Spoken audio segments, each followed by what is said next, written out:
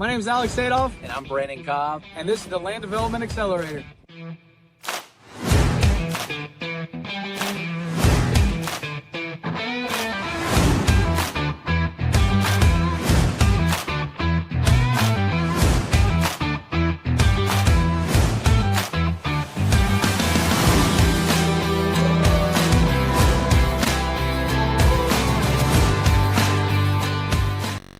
Oh, good stuff, man. Well, I'll let you and Alex take it from here. Yeah, man. Thank you. Well, thanks everybody, everyone that's on. I know some people are kind of late to think, but we'll get started. Spook. Well, thank you. I know it was kind of like last minute. I tried to reach out sooner, and you were like, "Yeah, I'll hop on the call." So really appreciate that. So, if you don't mind, everyone knows me. I don't want to do a lot of talking. Can you tell like everyone a little bit about you? Who are you? How did you get into land? And what are you doing now? And kind of, what are your interests and how did you stumble upon this? Yeah. Well, so I grew up in the lumber business with my dad, but my dad also, when I was really young, did land also. I mean, he did the first subdivision that I ever knew anybody doing around here in White Bluff, and that was at Beaver Dam, where you guys bought a couple of lots and built a couple houses.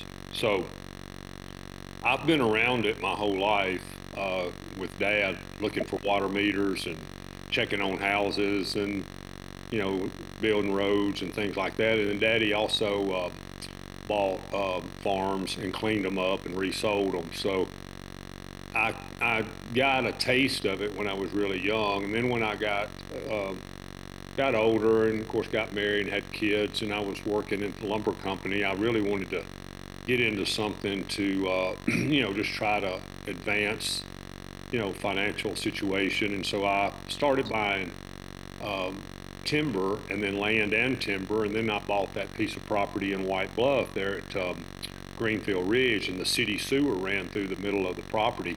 And one of my buddies like, man, you ought to build a subdivision there, because you got the city sewer. And I had no idea what I was doing, but I had a buddy who was an engineer. I had a buddy that laid pipe and built roads, and the city was pretty inexperienced. I think there was the mayor and 3 or 4 planning commission members, and none of us knew what we were doing, but we all, just flew in there and got it done. I had to do a lot of working on the city's existing sewer because they had a lot of issues, and we just worked through it, and I learned a lot, and that's kind of what got it all started. Right. I mean, you did a great job. I mean, taking on something that big, and especially when you did, that's a big thing. So, and there's a beautiful neighborhood that you've built, and you're right. And it's one of the, I think it is the biggest one in White Bluff, is it not? I think right now it is. Of course, we're working now on expanding on White Bluff Hills, and once we get it finished, it will be the biggest one in White Bluff. That's right. But That's right. I think right now they're about the same with what's built on. But yeah, I mean, I look back and I'm kind of find myself in shock sometimes. I mean, I don't even know. I've never added it up, but I've probably done somewhere around total around 400 or 500 lots in White Bluff over the last 25 years. Wow. Yeah, it's been, and people thought I was crazy when I started, which I am crazy.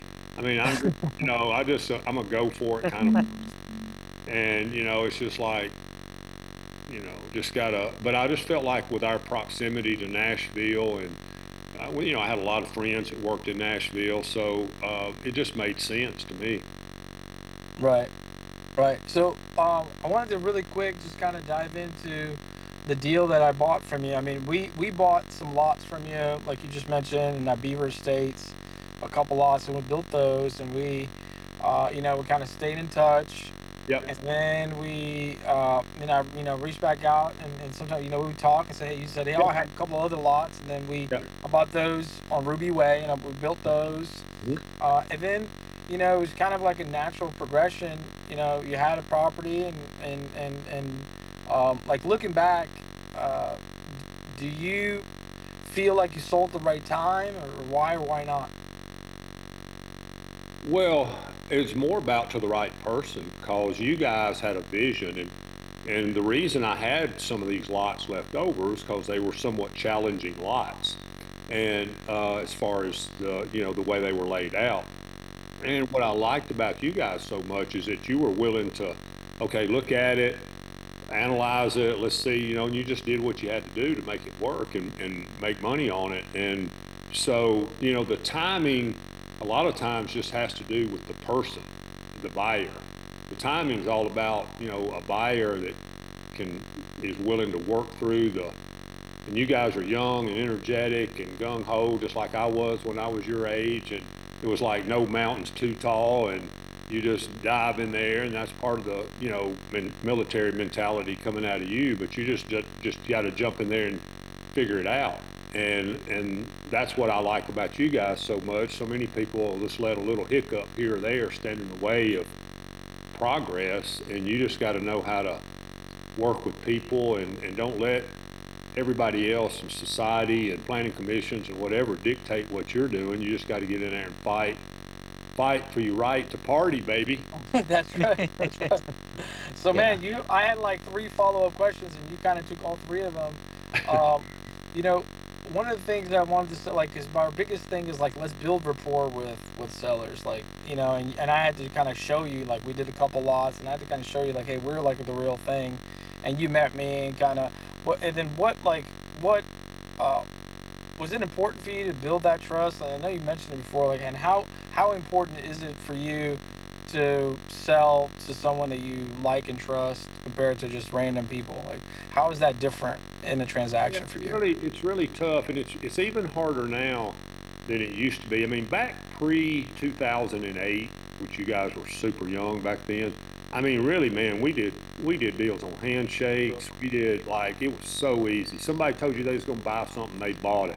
And then after 2008, everything changed. I mean, you couldn't. People will tell you stuff they wouldn't follow through, wouldn't close, wouldn't do this, wouldn't do that. So and that's continued to be a problem with. I mean, I got down to 36 hours within 36 hours of a $6 million closing 2 months ago, and found out that the finance company wasn't able to fund. And 36 hours before closing. This is after surveys and appraisals and LLCs and I mean, these guys spent probably $100,000 to get to this point, and thought that their financing was the least of their worries, and and so Yeah. it, fell through. And so it's just like you just don't ever know until you know you sign on the dotted line and the check slides across the table. Yeah. The real quick on Eagle's Nest, those 36 townhome lots we ended up buying and developing from you. Mhm. What was your main motivation for selling that land? And did you ever consider developing it yourself? Well, always the intention was always to develop it myself, and did that work? Because that's Yeah, we can hear you. yeah, but we were working on the camera. The camera's not working. No, it was open before, and uh, so There you go. We hear you There now. he is. here we go. Here we go. So unfortunately, that's a hard. It's an easy question to answer. It's a hard answer to give because my father passed away and he was my partner, Hmm. and things changed. I was dealing with the estate, and now my sisters were my partners.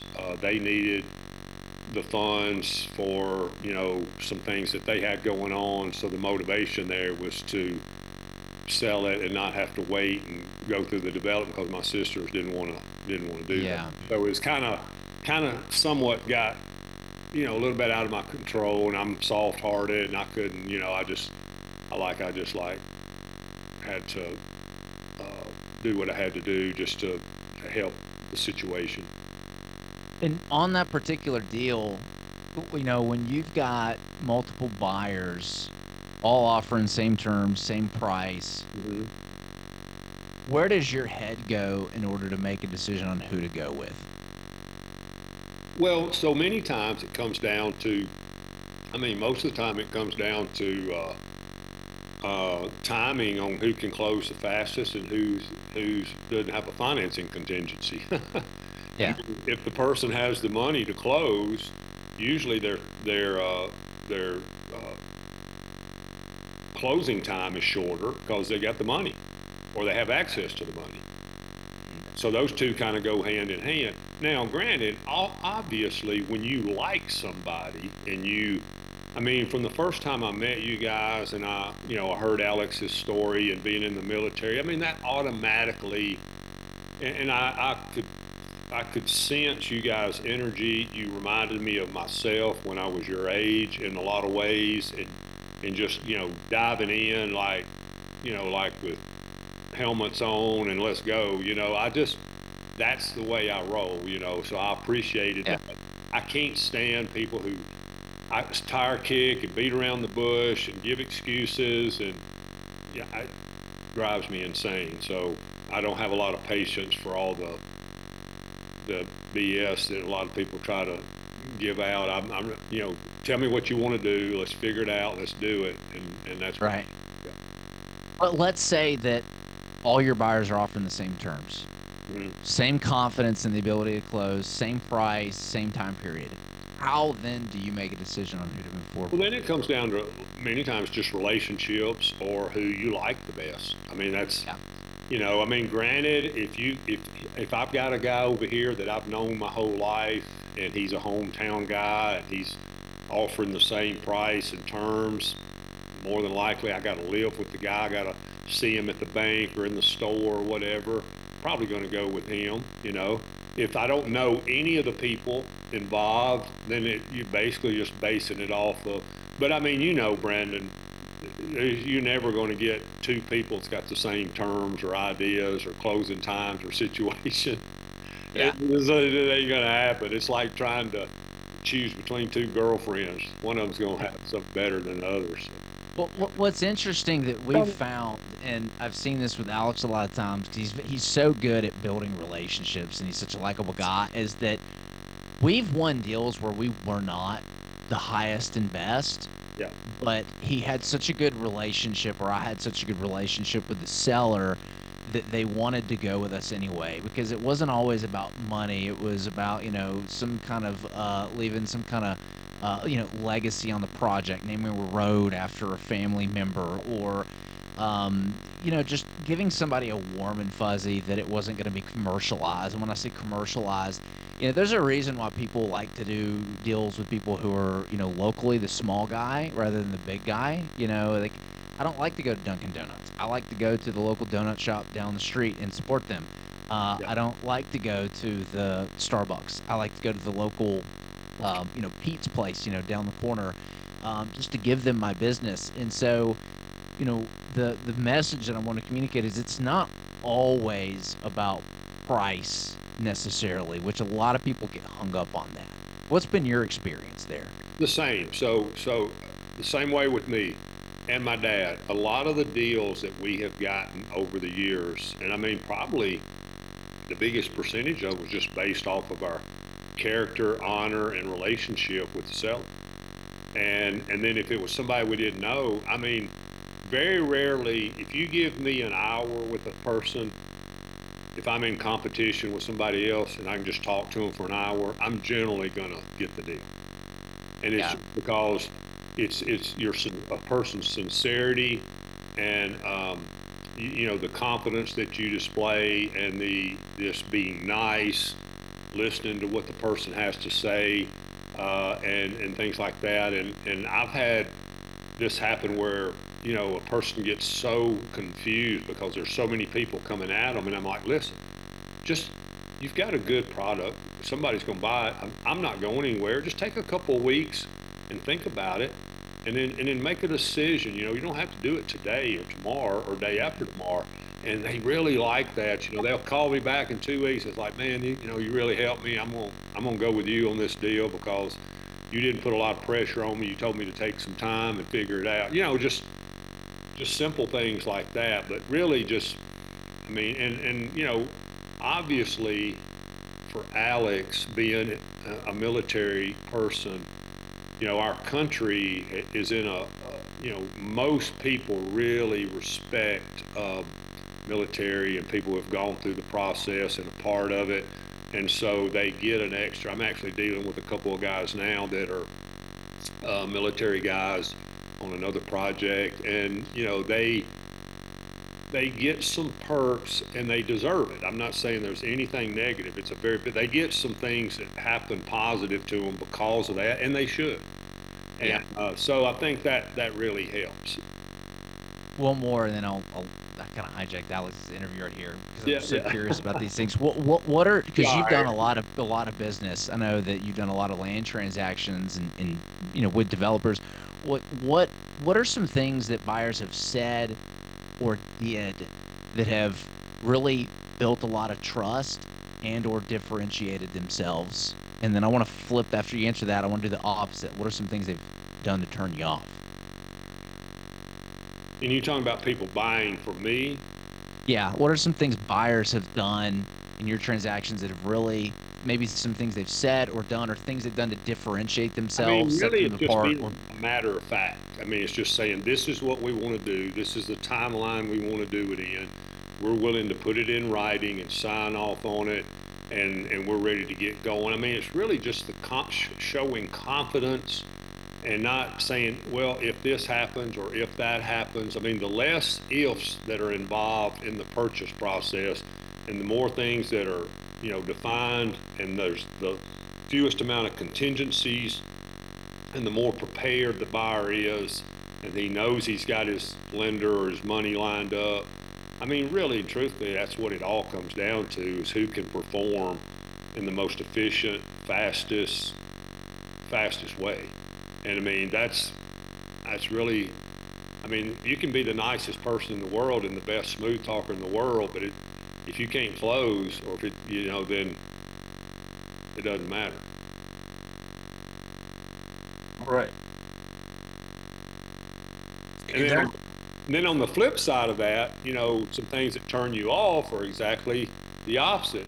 You have a lot of contingencies, you have a lot of ifs, ands, you're constantly blaming things on other people or situations or circumstances, and keep delaying and things. Granted, if a person is not approaching you in a professional, articulate manner, and they don't seem to know what they're talking about in the beginning, obviously that's going to turn you off. And if a person that's experienced and has a good business mind, they're going to ask the right questions. They're going to the conversation is going to go well, and that's going to help the situation. So those are some of the things that I would think about. Well, we got anybody has any questions for Mr. Spann? Spook has done a lot more land deals than I've done. I'll tell you that much. So he's probably been doing it since I was a twinkle in my daddy's eye. So it's not Mr. Spann, it's just Spook. Spook, I got you. Spook. So does anyone have any questions? Open it up. No one. Okay. Can I ask a question? Yes. Hey, Mr. Spook. My name is William. I was just curious. And your years of my real name also, William. Okay. Hey, yes, sir. I was gonna say, in your years of doing land development, what would you say has been the hardest obstacle you've had to overcome on a project? Well, normally it's dealing with planning commissions. Alex and I just had this conversation 2 hours ago. It's just dealing with planning commissions, and a lot of times it's dealing with, figuring out the financing, how you're going to get financed, who you're going to deal with, how you're going to get get that pulled off. But so those are the things, because unfortunately, a lot of these planning commissions and city councils have people on them, and they could be really nice people. So many times they are, but they've never done any developing. They've never done any building. They've never really done anything. And I don't mean that negatively or in a mean manner, but if you've never done anything and you've never been a part of anything, then how do you expect to make decisions for your community and your city when you don't know what's going on? You don't know the logistics of and then so it's just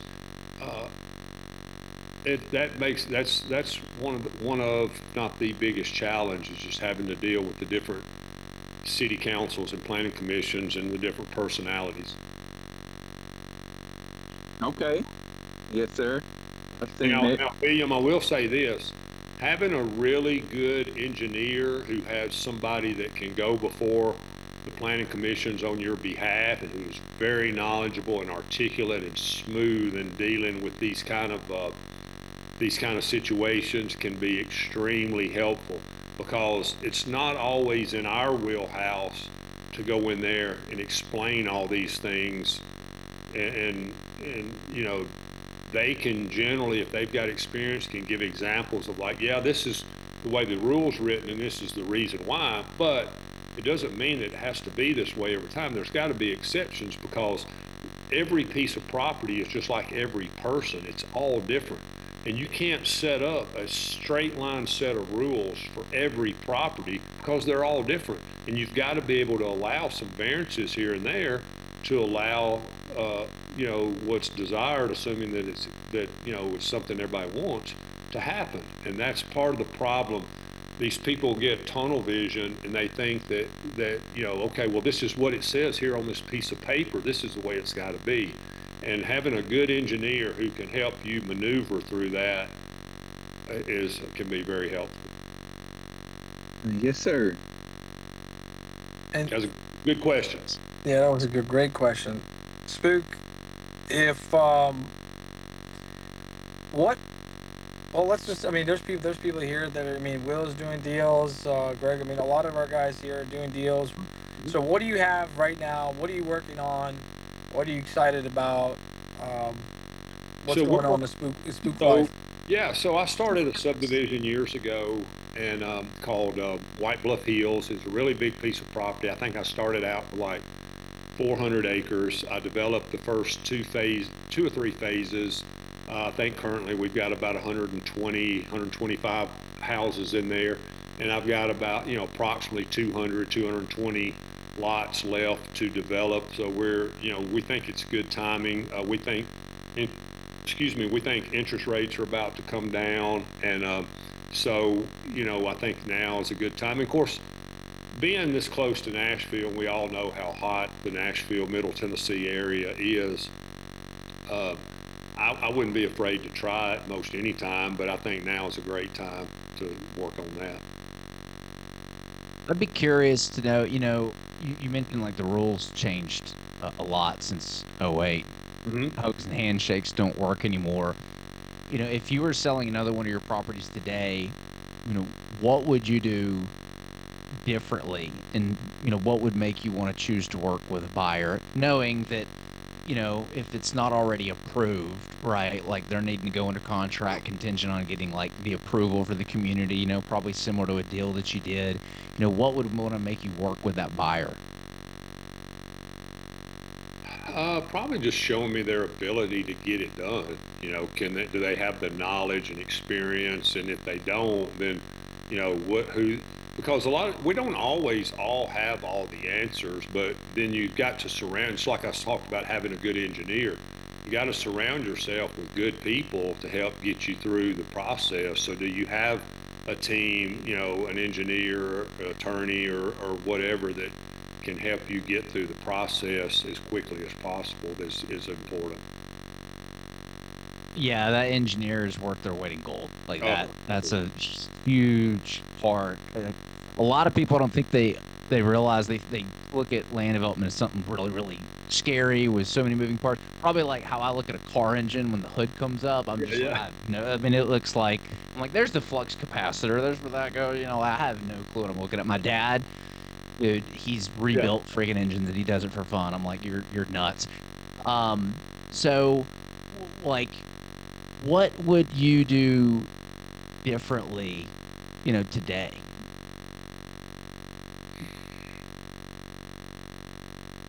You know, differently it's it's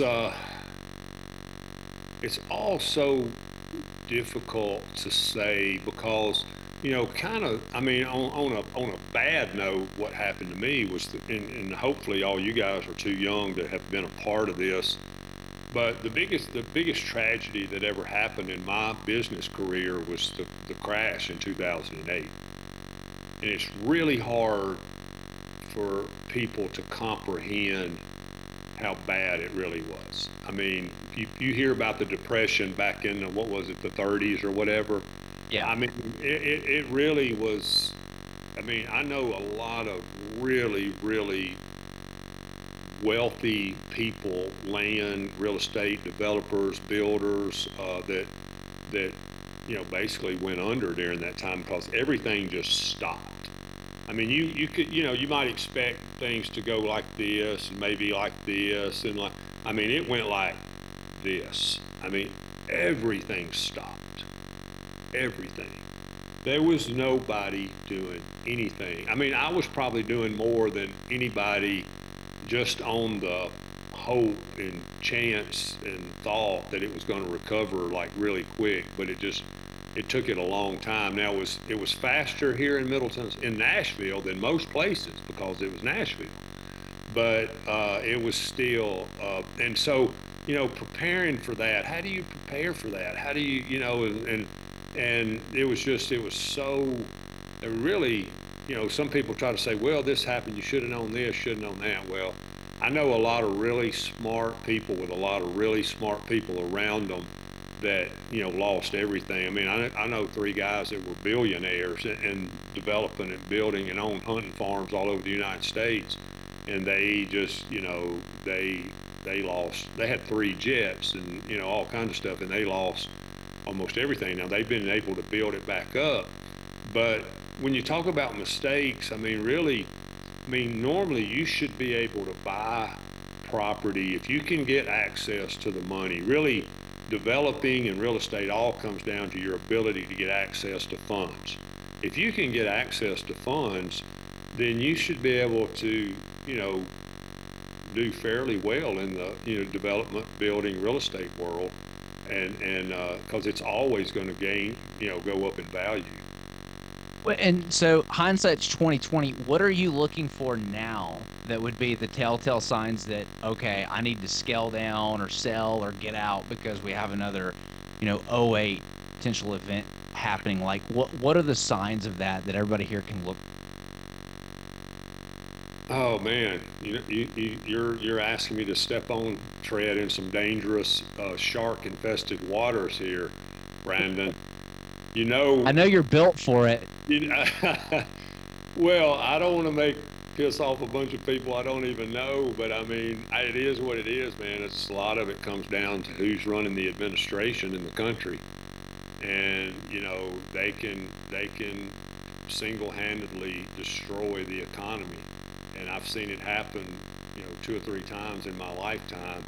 And if I name off the people it happened under, you're going to see a consistency there that you know, you may not like, but it really is. I mean, it's just the, you know, the mindset starts at the top and it trickles down to the bottom, and you got to have somebody who has, you know, some good experience, or have good people around them that know what kind of things affect our economy. And you know, obviously I'm very conservative when it comes to, you know, my beliefs and thoughts and how things should be run. And it's a big problem in our country because politicians don't know anything about how to run an economy. And it takes a business person to know and understand how the economy worldwide works, because what we do here in the United States affects people worldwide. And what other people do, like China, especially China, affects us. And so knowing how to navigate through that just is a lot to it. And just not everybody knows how to handle that. Yeah, I know that certain rules, laws, and regulations can lead to some of that stuff, but like, what were you seeing in the market specifically, looking back, that were like, market specific stuff that's like, okay, this thing's overheated, and if you were to see those same things today, would tell you, hey, it's time to scale back or take Possibly, less risk.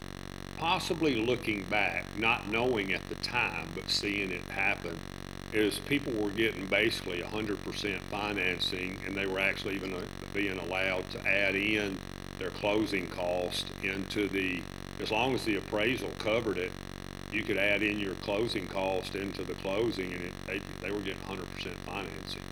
So, it sounds all awesome, and it should work for people, but there were people getting loans on houses that actually couldn't afford what they were buying, and they by the thousands. And so that had to come to a stop somewhere.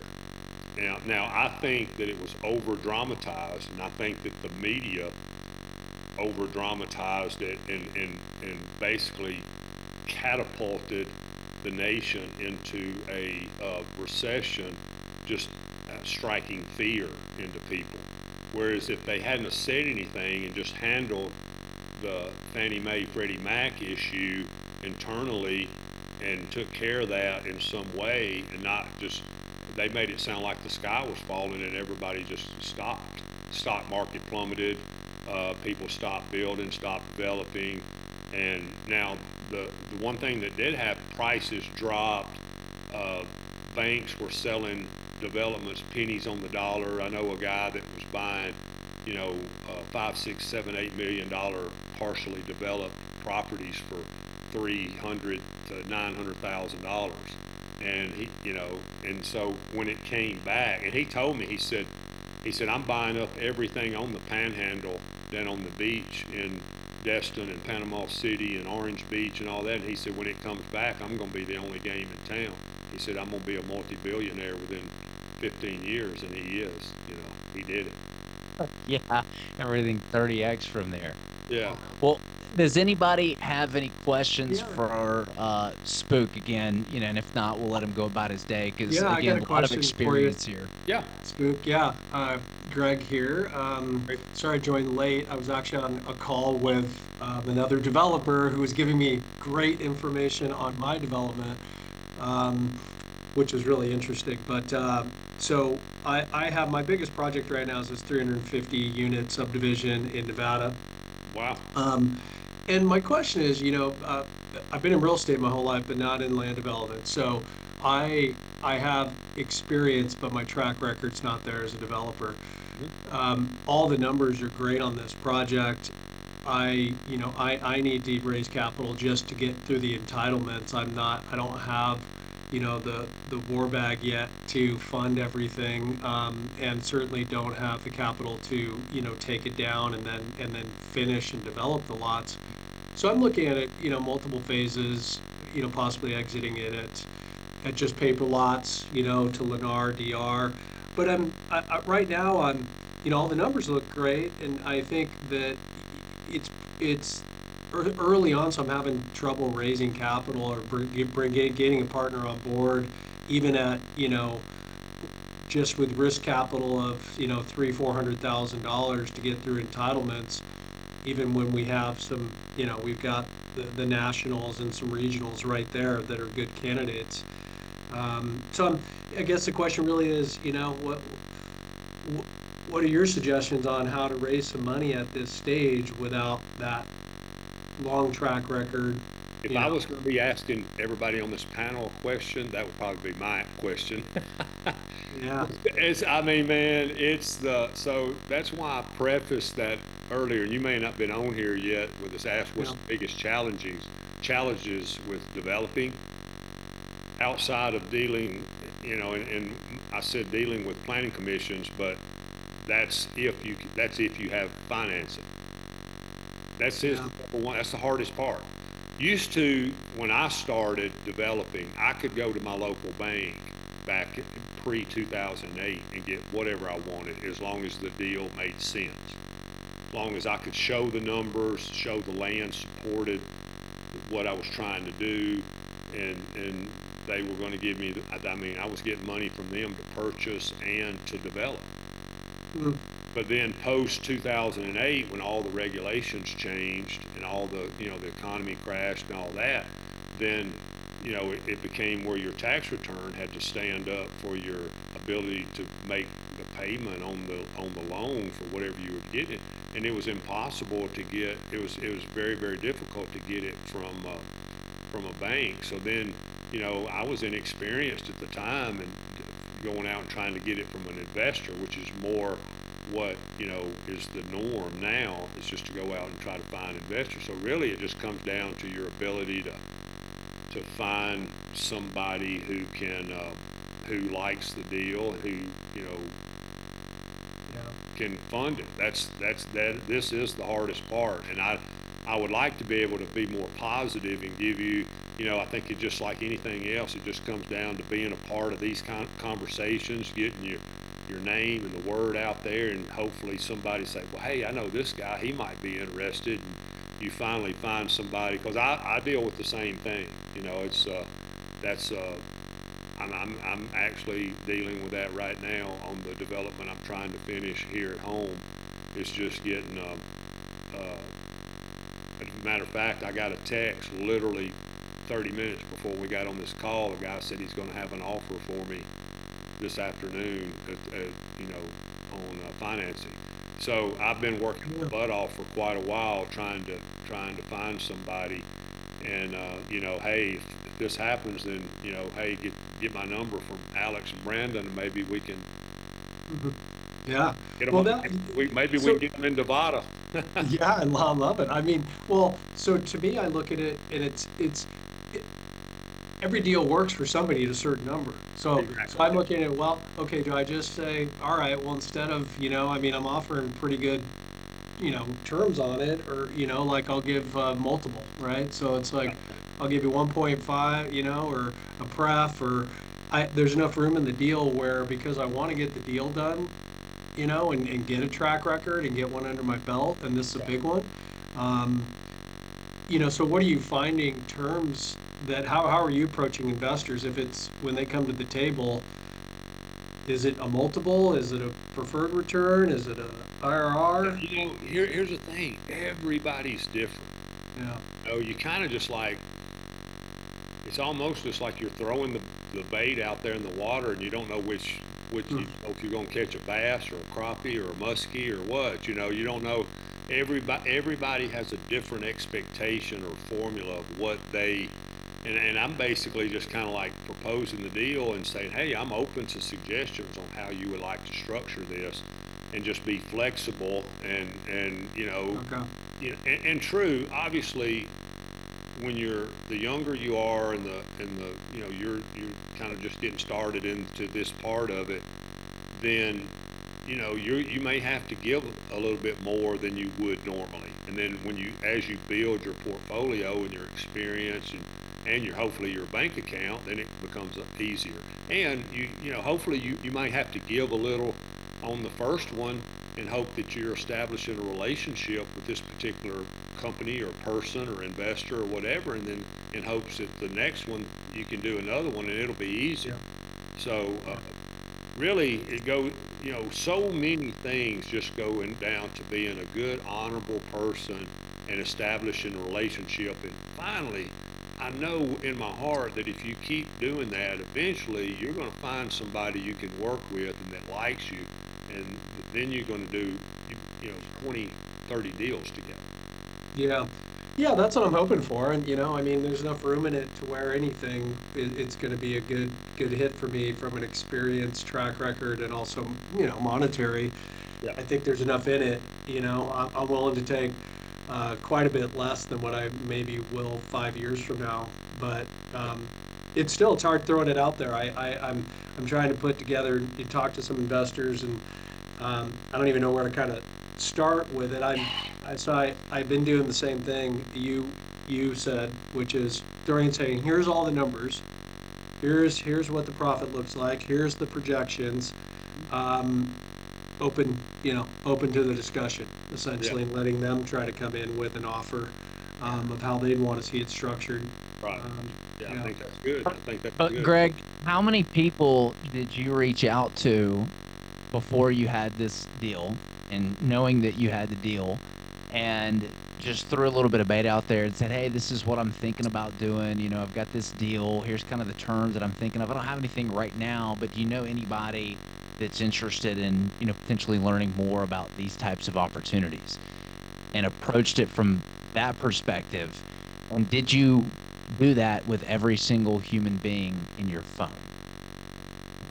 No, I didn't, because I was new. I kind of didn't know what I had, and I also didn't want to represent. I didn't want to be too early in that conversation. I wanted to be able to speak intelligently, do the due diligence, really understand. Like conversation I had yesterday is a great example. I had this conversation with Shane, by the way, Brandon, which is a great guy. But he pointed some things out in that, and I didn't. I'll say I felt stupid, but I was like, I was caught a little off guard, and I was like, I should have known that. So I've been hesitant to talk to people without knowing my numbers and really having the due diligence. I'm now in a place where I feel very confident in everything that I have. Even the thing that he pointed out, I thought that he caught that I didn't know. As it turns out, my numbers were right. I was like, oh, wait a second, shit, did I get something wrong here? Did I get this? Yeah.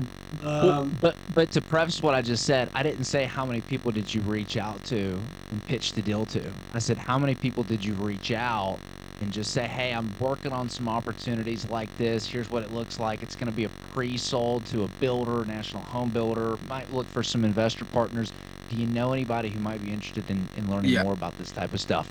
Because what you're doing is you're when you come to somebody cold with a deal, there is a lot of pressure for them to respond. Yeah. But if you're coming to them warm with, I don't have anything right now, but here's what I'm looking for some potential, maybe some future partners, some people who want to shape what this is. It's going to be something that's pre-sold to a developer. You put the highlight reel on there. You don't sell the deal. You just create the curiosity, right? Yep.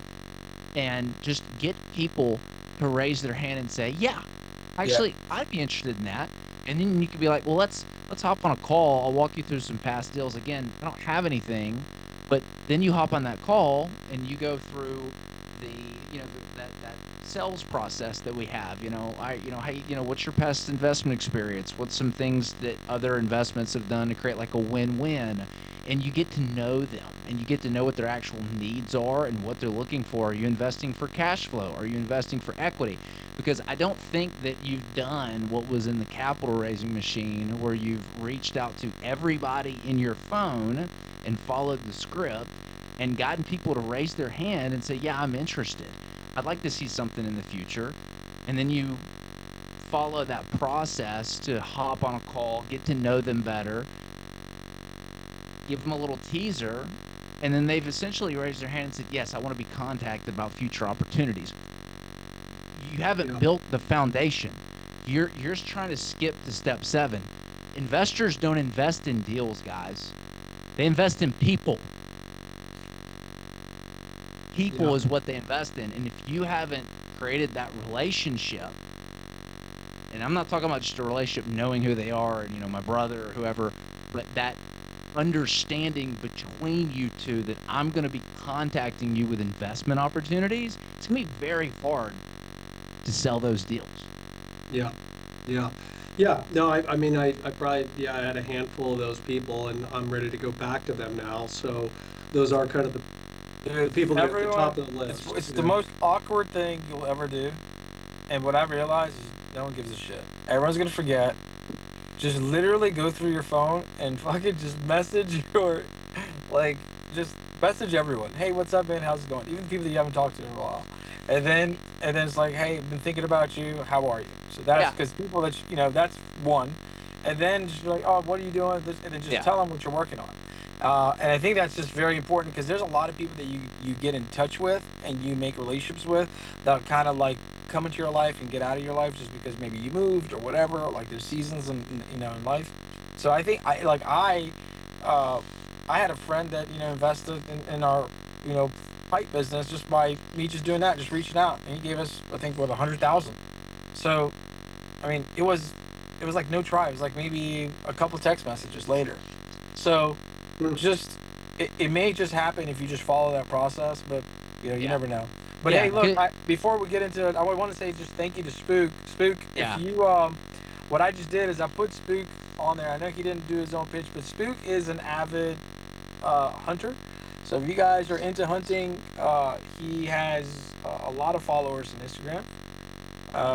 He has been married to his wife over 40 years, which I think says a lot about his character. And his wife is a beautiful, beautiful woman and a very awesome person too. More importantly, Spook, I just want to say thank you for taking my call. Thank you for doing business with me. Thank you for trusting me and for really like breaking bread together. That really means a lot to me. I don't take that lightly. And whenever you call, I always try to make sure that I pick up the phone. If there's anything that I could do to add value to you in your life, I'm always there for you. So I appreciate it, guys. I really do. I mean, I've been very, very blessed. I feel like the luckiest person in the world for Marty. She is just the wife of a million lifetimes to put up with me and all my craziness. And yeah, I grew up. My dad was a big hunter and fisherman, and I grew up in the country. So I always dreamed, of being able to travel the world, and didn't know if it ever happened to hunt and fish. And then I had a hunting show that I did for about 20 years on the outdoor networks, and yeah, I've just been blessed to travel the world and hunt and see a lot of things that people never get to see. And I have, for anybody that might be a hunter or might have some interest, I have a podcast called The 11th Commandment. And so it's kind of a play. I grew up in the church and I'm a Christian, and it's of course, we all know what the 10 Commandments are. So my 11th commandment is kind of a little play on that. It's about hunting. But anyways, yeah, I appreciate the opportunity. Love you guys. Love what you've done. You've got that passion and drive and zeal for, what you're doing, and you've been very successful. And there again, I'll go back to what I appreciate about you guys is you've always done what you said you would do. And if there's something you didn't necessarily like about something, you just tell me and we figure it out, And I really appreciated the fact that it sounds simple, but it's a testament to your mentality. Some of those lots, some of the lots you bought from me were the worst I've had in my developing career. That's why I couldn't sell them to anybody else. For me, I could see it. I knew it could be done. I pulled you guys up I said, hey, I got these 2 lots. I know they're crappy. I'll do you a better deal on, but you could do this, this, and this, and it'll be fine. And you know what? You guys did it. You did it, and you made money on it, and you went to the next deal. And those things gave me confidence in the fact that you could do any deal that you wanted to do. And you have. So, I just appreciate you doing what you said you'd do. It means so much. Yeah, man, absolutely. Well, I know you're really busy. We'll let you go about your way. It was a pleasure having you on. Thanks for your time. Thanks, guys. Thank you. Good luck, everybody. Thank you. Call me if you got a deal we can make $1 billion on. Let's do it. Nice to meet you. Nice to meet you guys. See you. Take care. Ciao. Right. Well, I hate Michelle wasn't on because I think she was the one that picked having a seller on the call. Kick Spook out. I don't know where she is. There we go. Guys, that's it. You heard it from the horse's mouth. It's not always about money. That trust, that relationship is so important when it comes to doing these type of deals. We've done a lot of business with Spook. He's he's not stupid. This isn't one guy like we pulled one over. We really we really hit a home run on this one because the person did not know what the hell they were doing or talking about, right? No, he's an experienced developer. Dad grew up in the business, and I mean that's what really gets deals done is that trust. They trust you. People do business with you. People give money to you. I know Greg's looking for the magic formula for like what to offer investors, but maybe he's thinking about it the wrong way. It really is about selling yourself. Like when I go raise money for deals, my success has everything to do with what I've done before I actually go and present them a deal. Presenting them that's the easy part. That's a pitch deck, a webinar, and creating some scarcity emails to design to give them FOMO. It is what you've done before you need to go give that money, and the foundations, the text, like everything that I put in there is there for a reason. And there's a reason why I talk about building your foundation before needing to go get the money. Hey guys, because I don't want to you interrupt. gotta have that foundation. Brandon, What's up? I don't want to interrupt. Guys, I'm moving. The place that I just moved into, I just transferred from Verizon to T-Mobile, and I have no internet in my new house, and I've got no service in my new house. So I gotta go get a new phone because my service doesn't work there. So I love you all. I have like no time this week whatsoever because my wife is working, and I am moving the entire house by myself. Well, a whole bunch of people that are working and trying to come to the car and ask me questions, so I had to drive away. But yeah, just really quick, wanted to put my 2 cents into it. Couple things. One, you have to talk to everyone. Everyone that knows you needs to know what it is that you're doing. I don't give a shit. I don't care how long you've talked to them. Doesn't matter. Like, reach out to those people. Scroll through your phone all the way to the last text message that your phone has in your contact, and reach out to that person. And touch base. You haven't talked to him in 5 years. How are you? We work together. Or whatever. Whatever. Just say hey, hi. Because again, like when they talk about your net worth is your net worth. It's like that's real. It's a real thing. So, and I think one of the things that we don't do is we don't mine our own mine. Does that make sense? Like, so you have this gold mine that you may be sitting on, but you don't know because you haven't reached out to those people. So, first, hey, been thinking about you. How are you doing? Hope all is good. That's a text message. Very simple. Copy and paste to everyone. Okay? Starts the conversation. Doesn't sound salesy. It's not weird. Okay? That's one. And the second one is like just be engaged and ask them how they're actually doing. What are they up to? Share with them what you're up to. Figure out how you can put in like in a concise little. Hey, yeah, I'm working with right now National Home Builders. I entitle property.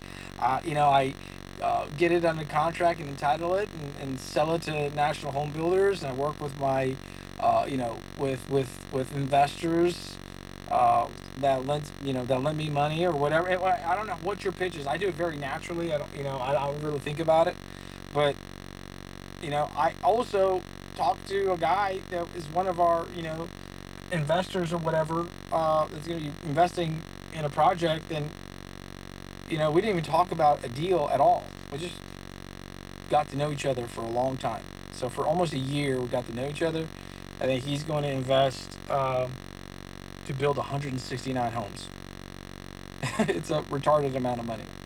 So again, it's all about the people. Figure out how to do it. But you should be going just like selling. The hardest thing is getting in front of because we have so much work to do. So you're going to be behind a computer. You're going to try to fucking look at the Excel spreadsheet, formula this, formula that, AI this, AI that. Fuck, AI is going to do everything. You're not going to do anything. You're going to be at home, and AI is going to do your whole fucking job. No, that's not real.